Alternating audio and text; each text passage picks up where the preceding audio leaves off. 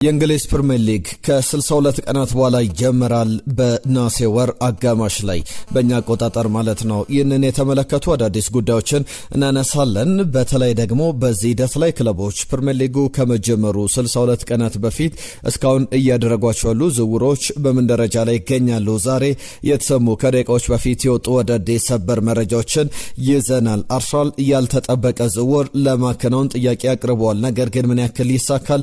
በጣም ምላሽ የሚፈልግ ጉዳይ ነው፣ እናነሳዋለን። ከዛ ውጪ በአርሰናል ቤት የብራድሊ ባርኮላ ጉዳይ ላይ ፓሪስ ሳን ዠርመን ምላሽ ሰጥቷል። የፒኤስጂን ምላሽም እንነግራችኋለን። ሌሎችንም ጉዳዮች እናነሳለን። ማንቸስተር ዩናይትድ ኦልድ ትራፎርድን ለማደስ ፍላጎት አለውና የኦልድ ትራፎርድን እንደ አዲስ ግንባታ አለ። ነገር ግን ለሚቀጥለው የውድድር ዘመን ያ ረጅም ትልቅ ገንዘብ የሚፈልገውን ረጅም ጊዜ የሚወስደውን እድሳት ከማድረጉ በፊት አንድ ነገር አስቧል። ምናልባት የመጀመሪያዎቹ ጨዋታዎች ምናልባትም የመጀመሪያው የኦልድ ትራፎርድ ሲዝኑ የመክፈቻ ጨዋታ የት ሊደረግ ይችላል? እየተነሱ ያሉ ጥያቄዎች አሉ። በስፋት እየተመለከትነው እንቆያለን። ከዩናይትድ ዝውውሮች ጋር በተያያዘ በጣም አንድ ወጣት በቤልጅየም ሊግ የሚጫወት ነገር ግን በትልቅ ክለቦች የሚፈልግ ተጫዋችን ለማስፈረም ስለመቃረቡ የሚያሳዩ ዘገባዎች አሉ።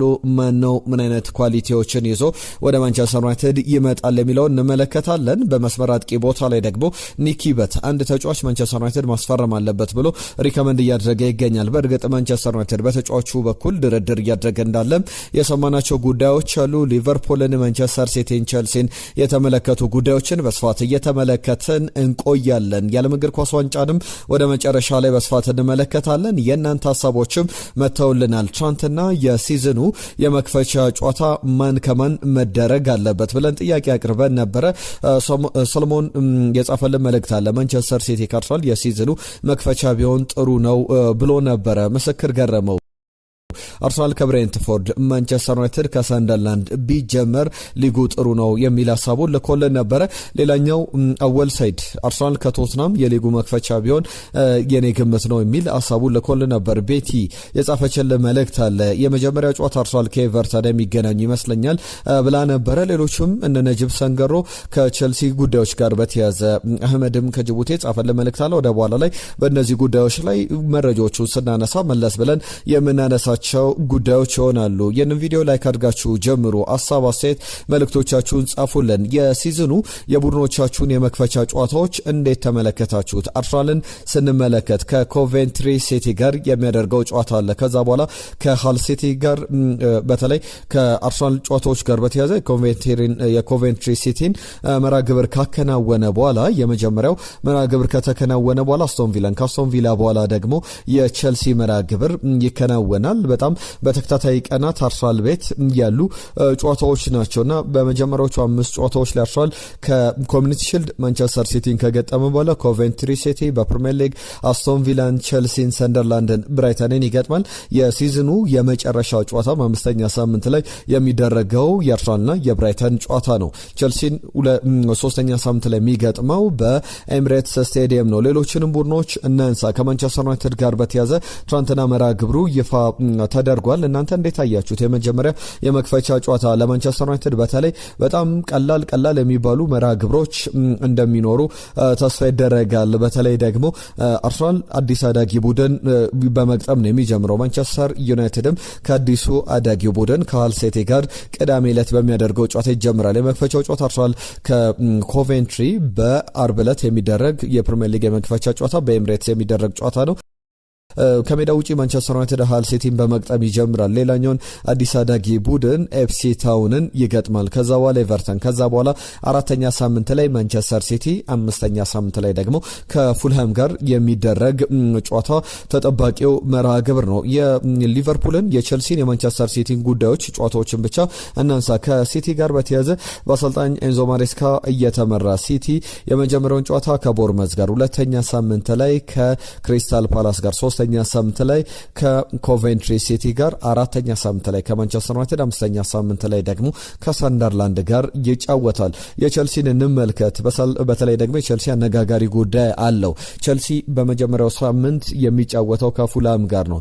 አሰልጣኝ ቻቪ አሎንሶ በሪያል ማድሪድ ሲሰናበት አሰልጣኝ ቻቪ አሎንሶን እየተካው እንደሚታወቀው አሰልጣኙ የዚህ አርቤሎዋ እንደነበረ ይታወቃልና አርቤሎዋ የመጀመሪያ ጨዋታውን ምናልባት ከፉላም ከፉላም ጋር እየተደራደረ ይገኛል። ፉላምን የሚረከብ ከሆነ የመጀመሪያ ጨዋታውን በቸልሲ ጋር የሚደረግ በክራቨን ኮቴጅ የሚደረግ ጨዋታ ነው። ቸልሲ ሁለተኛ ሳምንት ላይ ከብራይተን፣ ሶስተኛ ሳምንት ላይ በኤምሬትስ ከአርሰናል ጋር፣ አራተኛ ሳምንት ላይ አዲስ አዳጌውን ሃል ሲቲን ይገጥማል።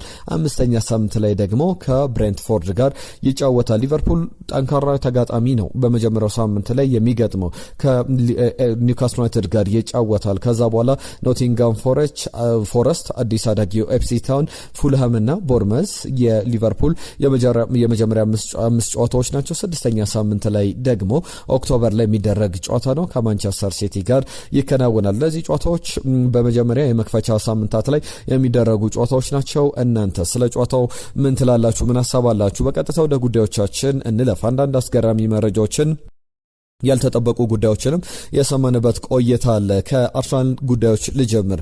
አርሰናልን በተመለከተ እየተነሱ ያሉ ጉዳዮች አሉ። እነ ቤን ጃኮብስ ይዘውት የወጡት ዘገባ አለ። ብራድሊ ባርኮላ በተመለከተ አርሰናል የመጀመሪያ ጥያቄ ለማቅረብ ዝግጅቱን አጠናቋል ተብሎ ሲዘገብ ነበረ። ከትናንትና በስቲያም ያንን በስፋት አንስተናል። ነገር ግን ወደ ፓሪስ ሳን ዠርማን የመጀመሪያ ጥያቄ አቅርቦ ነበረ። በተጫዋቹ በኩል ምን ያክል አቬለብል ነው፣ ተጫዋቹን በስንት እናገኘዋለን የሚል ጥያቄ አቅርቦ ነበረ። ነገር ግን ፓሪስ ሰን ዠርማን የሰጠው ምላሽ አለ። አስቀድመን እኛ ተተኪው ማግኘት አለብን፣ ያለበለዚያ ብራድሊ ባርኮላ ፈረንሳዊው የ23 ዓመት ተጫዋች አይለቅም የሚል መረጋገጫ የሚመስል አስተያየት ሰጥቷል። አርሰናል ትንሽ ወደኋላ ነገሩን ሊጎትት የሚችል ዝውውር ነው። በእርግጥ የአርሰናል የመጀመሪያ ታርጌት ሞርጋን ሮጀርስ እንደሆነ ይታወቃል። ሞርጋን ሮጀርስን ለማስፈረም ደግሞ አስቶን ቪላ ከ100 ሚሊዮን ፓውንድ በላይ ይጠይቃል። ብራድሊ ባርኮላ ቢመጣ ሁለቱም 23 ዓመታቸው ላይ ይገኛል። ብራድሊ ባርኮላ የመስመር ዊንገር ነው። ሞርጋን ሮጀርስ ደግሞ በመስመር ቦታ ላይ መጫወት ይችላል።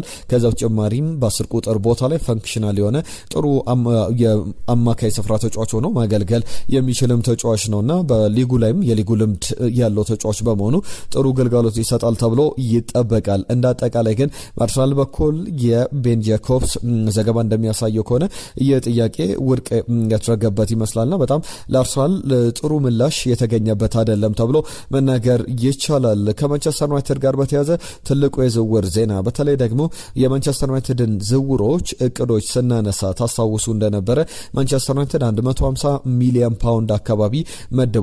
አንድ የአማካኝ ስፍራ ተጫዋች በ80 ሚሊዮን ፓውንድ ኤሊት የሚባል በዋናነት ቡድኑ ሊመራ የሚችል ረጅም ዓመታትም ሊያገለግል የሚችል የአማካኝ ስፍራ ተጫዋች ከዛ በተጨማሪ 40 ሚሊዮን ፓውንድ የሚያወጣ የአማካኝ ስፍራ ተጫዋች ሆኖ በጣም በትልቅ ደረጃ መጫወት የሚችል ነገር ግን የሱፐር ስታር ደረጃ ባይኖረውም ቡድኑን በስኳድ ተጫዋች ፊዚካሊቲንም የሚጨምር ጥሩ አቅም ያለው ተጫዋች ለማምጣት ፍላጎት ነበረው። በዛ ቦታ ላይ አንድ ተጫዋች አምጥቷል። ይህ ኤደርሰን ነው። ዝውውሩ ከሞላ ጎደል 90% የተጠናቀቀ ነው። ከዚህ በኋላ ወደ ኋላ ነገሮች ይመለሳሉም ተብሎ የሚጠበቅበት አይደለም። ተጫዋቹ ዓለም ዋንጫ ላይ ይገኛል። ከዓለም ዋንጫው መልስ ዝውውር መስኮቱም ሲከፈት ማንቸስተር ዩናይትድ በመሃል የሕክምና ምርመራ አድርጎ ዝውውሩን የሚያጠናቀቀው ጉዳይ ነው። ከዛ ውጪ አንድ ወጣት የ20 ሚሊዮን ፓውንድ አካባቢ የሚወጣበት ወጣት ተጫዋችም ለማስፈረም ፍላጎት አለው አማካኝ ስፍራ ላይ የሚሉ ዘገባዎች የ150 ሚሊዮን ፓውንድ ምደባ ነው። 150-160 ሚሊዮን ፓውንድ አውጥቶ እነዚህን ዝውውሮች ዩናይትድ ለማጠናቀቅ እቅዶች ነበሩት።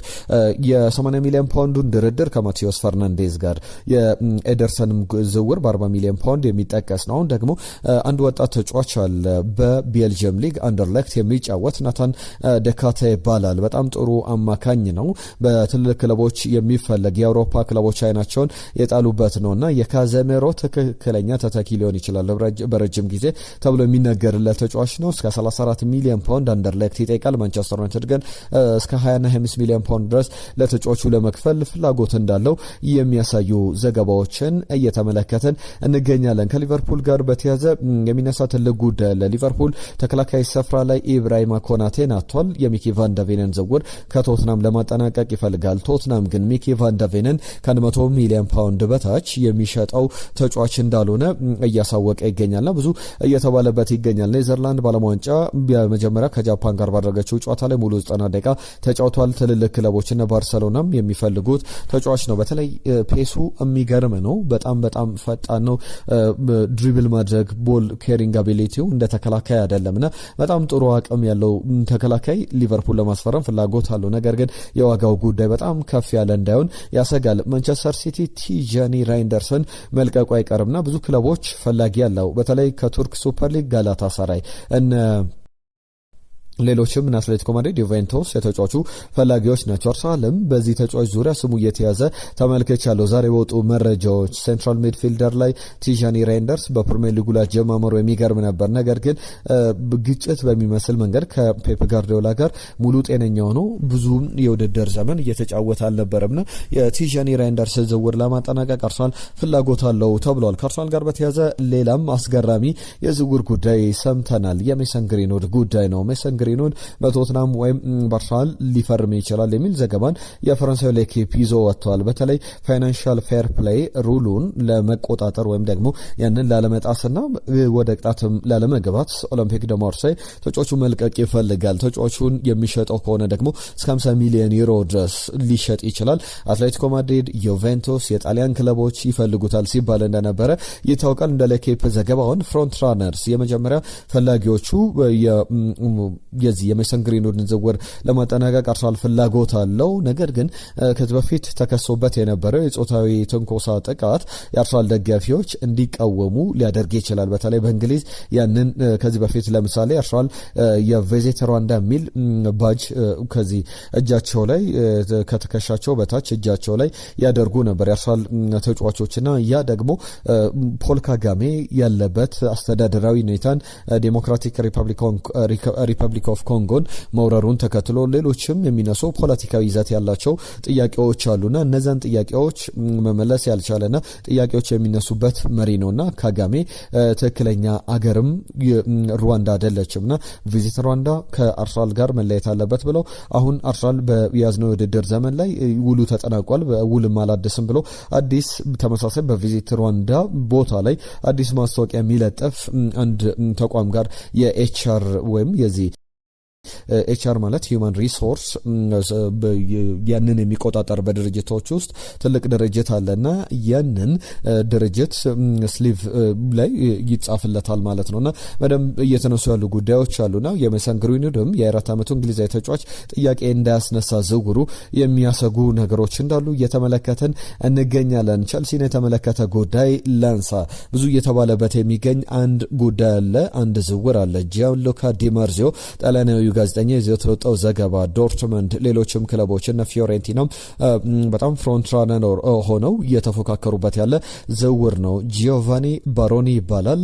ከክለብ አትሌቲኮ ታሌሬስ መፈረም የሚችል የ17 ዓመት ተጫዋች ነው። ሚድፊልደር ነው። በጣም በትልቅ ደረጃ እየታየ ያለ የሚቀጥለው ዘመን ኮከብ ነው። 17 ዓመት ሆኖ 20 ሚሊዮን ፓውንድ አካባቢ ነው የውል ማፍረሻውና ቸልሲ፣ ፊዮሬንቲና በዋነኝነት እነ ቦሩሲያ ዶርትመንድ የተጫዋቹ ፈላጊ ሆነው ድርድሮችን እያደረጉ እንዳለ የሚያሳዩ ዘገባዎችን እየተመለከትን እንገኛለን። የሪያል ማድሪድ ጉዳይ የማይክል ኦሊሴን ዝውውር ለማጠናቀቅ ምናልባት የዝውውር ሪከርድ የሆነ 220 ሚሊዮን ዩሮ ሊያቀርብ ይችላል የሚል ዘገባን ማርካ ይዞ ወጥቷል። የኔማር ጁኒየር ነበር 225 ሚሊዮን ዩሮ አካባቢ የተከፈለው ትልቁ የዓለማችን ክፍያና ፓሪስ ሰን ጀርመን ለባርሰሎና የከፈለው ክፍያ 150 ሚሊዮን ዩሮ ለዩሊያን አልቫሬዝ ማቅረቡ ይታወቃል። አሁን ግን 220 ሚሊዮን ዩሮ ለማይክል ኦሊሴ በተለይ ዓለም ዋንጫ ላይ ዋጋው እየጨመረ ነው የሚሄደው። የሚያሳየው ብቃትም የሚገርም አይነት እንደሆነ ይታወቃል። ከኬሊያን ኤምባፔ ጋር ያላቸውን ጥምረት ከተመለከቱ በኋላ ሪያል ማድሪዶች አይናቸውን እያሹ አይደለምና ተጫዋቹ ላይ ትኩረት አድርገው እየሰሩ ይገኛሉ የሚሉ ዘገባዎችን ተመልክተናል። ከዛ ውጪ ከአርሰናል ጋር በተያዘ የ17 ዓመት አንድ ዊንገር አለ። በእንግሊዝ ከ17 ዓመት በታች ብሔራዊ ቡድንም የተጫወተ የሚገኝ ካይራን ቶምሰን ይባላል። በብዙ ክለቦች ይፈለጋል። አርሰናል የተጫዋቹን ዝውውር ለማጠናቀቅ ከጫፍ ደርሷል። ከቤተሰቦቹ ጋር እየተነጋገረ ይገኛል ተብሏል። ጁን ላይ አሁን የጁን 30 የውሉ ይጠናቀቃል ነው አርሰናል በቋሚነት ይመጣል ተብሎ እየተጠበቀ ያለ አርሰናል በጣም ብዙ ወጣት ተጫዋቾችን የወደፊቱን ከዋክብትን ለማስፈረም እንቅስቃሴ ያደረገ እንዳለ የሚያሳዩ ዘገባዎችን ተመልክተናል። ከዩናይትድ ጋር በተያዘ የኦልድ ትራፎርድ ፒች አርሰናል ለምሳሌ ከቀናት በፊት የኤምሬትስን የመጫወቻ ሜዳ ለውጥ እያደረገ እንዳለ ተመልክተናል። ያ ደግሞ በፕሪሚየር ሊጉ ውድድሩ ከመጀመሩ በፊት ይጠናቀቃል። ማንቸስተር ዩናይትድ ምናልባት የኦልትራፎርድን የሜዳ ሳር ንጣፍ በተለይ በሚቀጥለው የውድድር ዘመንም ዩናይትድ በኦልትራፎርድ ይቀጥላል። ስለዚህ ያንን ለማጠናቀቅ ከ14 ዓመታት በኋላ ኦልትራፎርድ ሜዳ ላይ የቁፋሮ ሂደቶችና ሳሩንም ድጋሚ የማንጣፍ በአዲስ የመተካት የማስዋብ ስራዎች ይሰራሉና ያ ደግሞ የፕሪሚየር ሊጉን የመክፈቻ ጨዋታ በሚያደርገው መርሃ ግብር አለ። ሁለተኛ ሳምንት ላይ ኦልድ ትራፎርድ ያ ጨዋታ ወደ ሌላ ስቴዲየም እንዲዘዋወር ሊደረግ ይችላል የሚሉ ዘገባዎችን በስፋት እየተመለከተን እንገኛለን። ምን አይነት ጉዳዮች ይከተላሉ ከዩናይትድ ጋር በተያዘ የሚለው የሚጠበቅ ጉዳይ ነው። ሰምረቪልን በተመለከተ ኔዘርላንዳዊ ተጫዋች በመጀመሪያው ጨዋታ ላይ በዓለም ዋንጫ ላይ ጃፓንና ኔዘርላንድ 2-2 ሲያጠናቅቁ የ4 ዓመቱ ኔዘርላንዳዊ ግብ አስቆጥሯል። ጥሩ ተንቀሳቅሷል። ኒኪ በት ማንቸስተር ዩናይትድ የተጫዋች ቢያገኘው በጣም ሱፐርስታር ተጫዋች አይደለም፣ ነገር ግን ማንቸስተር ዩናይትድ ብዙ የሚከፍልበት ተጫዋች አይደለም። አመቱ ሙሉ ለዩናይትድ መጫወት የሚችል ከዛ ዋጋውም ብዙ ያልሆነ በጣም ኤክስፕሎሲቭ ሩጮችን ማድረግ የሚችል ጥሩ የስኳር ተጫዋች በደንብ ቢውልድ መደረግ የሚችል ከዛ በኋላ ማንቸስተር ዩናይትድ በሱ ላይ ተንተርሶ ብዙ ነገሮችን ማሳካት ይችላል የሚል ዘገባን ይዞ ወጥቶ ተመልክቻለሁና እንደ አጠቃላይ እየተነሱ ያሉ ጉዳዮች አሉ። የማርከስ ራሽፈርድ ጉዳይ ጉዳት አጋጥሞታል። በእንግሊዝ ብሔራዊ ቡድን ቀጣይ ጨዋታ ላይ በቋሚነት ላይ ሰለፍ ይችላል፣ ተቀይሮም ላይ ገባ ይችላል የሚሉ ዘገባዎችን ተመልክተናል። ከዛ ውጪ ደግሞ የጆሹዋ ዜርኬዝን ጉዳይ በተመለከተ አንድ ስፖርት ሞል የአንባቢዎችን ጥያቄ አቅርቦ ነበር። ጆሹዋ ዜርኬዝ በማንቸስተር ዩናይትድ ቢቆይ ይሻላል ቢለቅ ይሻላል የሚሉ ጉዳዮችን አንስቶ ነበር። 88 በመቶ ተሳታፊዎች እንግዲህ ጆሹዋ ዜርኬዝ ቢሸጥ ይሻላል የሚል ነገሮችን አስቀምጧል። 9 ግቦችን 4 አሲስቶች በ75 የዩናይትድ ጨዋታዎች ላይ ማስመዝገብ እየቻለ ቁጥሮቹ በጣም የሚያስደነግጡ አይነት እንደሆኑ መናገር ይቻላል። ከዛ ውጪ የዓለም እግር ኳስ ዋንጫ ላይ እናንተ ግምቶቻችሁን ላኩልን። ወደ በኋላ ላይ መለስ ብለን የምናነሳቸው ጨዋታዎች አሉ። ዛሬ ኔዘርላንድ ከስዊድን እነ ቪክተር ዮኬሬሽ፣ አሌክዛንደር አይዛክ በስዊድን ብሔራዊ ቡድን በኩል እነ ቨርጂል ቫን ዳይክ ከዛ በተጨማሪም ሰመረቬልንም የማንቸስተር ዩናይትድ ደጋፊዎች የመመልከት እድል አላቸው። ሁለቱ ኔዘርላንድና ስዊድን የሚያደርጉ ጨዋታ 2 ሰዓት ላይ ይጀምራል። ማን ያሸንፋል? ግምቶቻችሁን ላኩልን። ጀርመን ከኮት ዲቫር የሚያደርጉትም ጨዋታ ጀርመን በሰፊ የግብ ልዩነት የመጀመሪያውን ጨዋታ አጠናቃ ነበረ። ምሽት 5 ሰዓት ላይ ይደረጋል። 9 ሰዓት ላይ ኤኳዶር ኮራኳን የምትገጥምበት ጨዋታ ሌላኛው ተጠባቂ መርሃ ግብር ነው። እነዚህን ጨዋታዎች ግምቶቻችሁን ላኩልንና በስፋት ወደ በኋላ ላይም የዓለም ዋንጫ የትናንትና ጨዋታዎች መለስ ብለን እናነሳለን። ከዛ ውጪ የአርሰናል ጉዳዮች ላይ አንዳንድ ዘገባዎች እየተመለከትን እንገኛለን።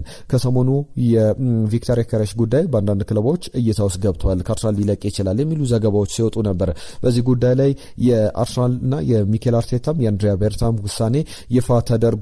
እንደ አርሰናል ኢንሳይደር ዘገባ ከሆነ ቪክተር ዮኬሬሽ በምንም ዋጋ በምንም ተጫዋች ቅያሬም ከአርሰናል አይለቅም፣ በሚቀጥለው የውድድር ዘመንም በአርሰናል እየተጫወተ ይቀጥላል የሚሉ ዘገባዎችን በአርሰናል በኩል ተመልክተናል። ከአርሰናል ጋር በተያዘ የዴክላን ራይስ ጉዳይ ይነሳል። ከትናንትና በስቲያ ሳነሳላችሁ ነበር። ጋብርኤል ማጋሌሽ የውድድር ዓመቱ 3ኛው የአርሰናል ምርጥ ተጫዋች ተብሎ ተመርጧል። ማክስ ዳውማን የዓመቱ ምርጥ ግብ በደጋፊዎች አስመርጧል። ዴክላን ራይስ የዓመቱ ምርጥ ተጫዋች ተብሎ በአርሰናል ቤት ተመርጧል። ባለፈው የውድድር ዘመንም ዴክላን ራይስ ነበር ያሸነፈው። በያዝነው የውድድር ዘመንም ዴክላን ራይስ አሸንፏል። ያ ማለት ደግሞ በሁለት ተከታታይ ዓመታት ወይም ለሁለት ጊዜ በተከታታይ ዓመታት ይህንን ሽልማት ያሸነፉ የአርሰናል ተጫዋቾች አሉ።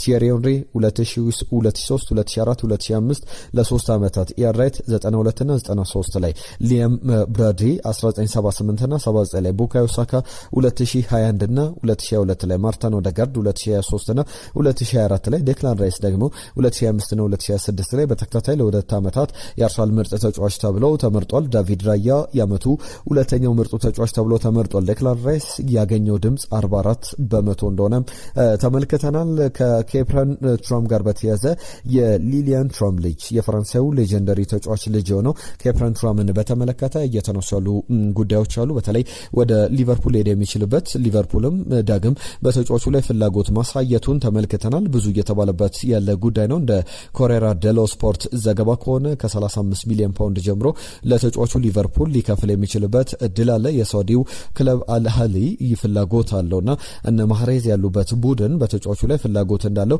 የሚያሳዩ ዘገባዎችን ተመልክተናል። የቼልሲ ደጋፊ የሆነው ነጂብ ሰንገሮ ትናንትና ማርክ ኩኩሪያ ክለቡን መልቀቁ በጣም ጥሩ ነው፣ ልቡ ሸፍቶ ነበረ ብሎናል። ከዛ በተጨማሪ የሮበርት ሳንቼዝ ጉዳይ አነጋጋሪ ነው፣ በዲያጎ ኮስታ ቢተካ ጥሩ ነው ብሏል። ትናንትና የፖርቶን ግብ ጠባቂ ጉዳይ በስፋት አንስተናል። ዲያጎ ኮስታ ከቼልሲ ጋር ስሙ እየተያዘ ይገኛል። በደቡብ አፍሪካ ላይ በዓለም ዋንጫ እያደረገ ያለው ተቃውሞ አስደስቶኛል። ተጫዋቾቹ ግን እነሱን አይወክልም። ሀሳቤ ምን ያህል በወገናቸው ላይ እንደጨከኑ እነሱም እንደተጨከነባቸው ይወቁ። በተለይ መሪዎቹ የሀገሪቱ ዜጎች ሊማሩ ይገባል ባይነኝ ብሎናል አህመድ ከጅቡቲ ትናንትና በጻፈልን መልእክት። ሁላችሁንም ስለተሳትፏችሁ ከልብ እናመሰግናለን። የዓለም እግር ኳስ ዋንጫ ላይ ትናንትና የተመለከትናቸው ውጤቶች አሉ። ብራዚል ከአይቲ የተደረገው ጨዋታ 3-0 በሆነ ውጤት በብራዚል አሸናፊነት ተጠናቋል። ማቲያስ ኩኛ የማንቸስተር ዩናይትድ ተጫዋች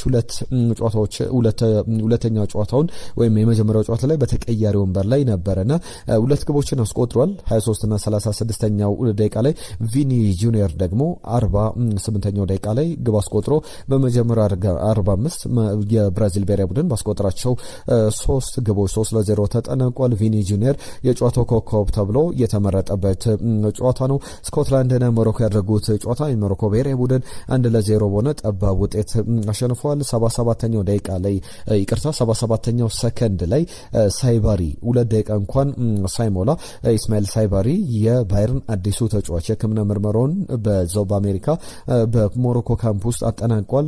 ባየርን ማስፈረሙን ያረጋገጠው ተጫዋች እንደሆነ ይታወቃልና ኢስማኤል ሳይባሪ ባስቆጠራት የ77ኛ ሰከንድ ግብ ሞሮኮ ስኮትላንድን 1-0 አሸንፋለች። ከዚህ በፊት ትናንትና መንስቻለሁ 1998 የፈረንሳይ ዓለም ዋንጫ ላይ ሁለቱ ሀገራት በምድብ ተገናኝተው ነበረ። ሞሮኮ 3-0 አሸንፋ ነበረ። ሁለቱም ግን ከምድብ የተሰናበቱበት አጋጣሚ ይታወሳል። በተለይ ደግሞ ብራዚልና ኖርዌይ ጨዋታቸውን ኦን ብለው ለቀው በተለይ ብራዚል ማለፏን አረጋግጣ ነበርና ለኖርዌይ ጨዋታውን ለቃ ኖርዌይ 2-1 አሸንፋ ሞሮኮ 3-0 ብታሸንፍም ከውድድሩ ውጭ የሆነችበት አጋጣሚ እንደነበረ እናስታውሳለን። ትናንትና ከነበሩ ጨዋታዎች መካከል የሚጠቀሱ ናቸው። አዘጋጁ አሜሪካ 2-0 በሆነ ውጤት አውስትራሊያን ያሸንፋለች። ወደ ቀጣዩ ዙር ሜክሲኮን ተከትላ ማለፏን አረጋግጣለች። ሞሮኮ በሁለተኛው በብራዚል በምትገኝበት ምድብ 3 ላይ ማሸነፍ መቻሏን ተከትሎ በ4 ነጥብ ከብራዚል እኩል 4 ነጥቦችን ይዘዋል። ስኮትላንድ በ3 ነጥብ የምድቡ 3ኛ ናት። ሃይቲ በ0 ነጥብ ምድቡ 4ኛ ደረጃን ይዛ ተቀምጣለች። ዛሬ ኔዘርላንድ ከስዊድን፣ ጀርመን ከኮት ዲቯር የሚያደርጉትን ጨዋታ ግምቶቻችሁን ላኩልን። ይህንን ቪዲዮ ላይክ አድርጉ፣ ሼር አድርጉ፣ ሰብስክራይብ አድርጉ። ቪዲዮቻችን ብዙ ጋር እንዲደርስ የእናንተን አስተዋጽኦ እንፈልጋለን። ሀሳብ አስተያየቶቻችሁን ጻፉልን። ባነሳናቸው ጉዳዮች ላይ የእናንተ መልእክቶች የእናንተን ተሳትፎ ያስፈልገናል። አግዙን፣ አበረታቱን። የዛሬን እዚህ ላይ አጠናቀቅን። ከልብ እናመሰግናለን። ጤና ይስጥልን።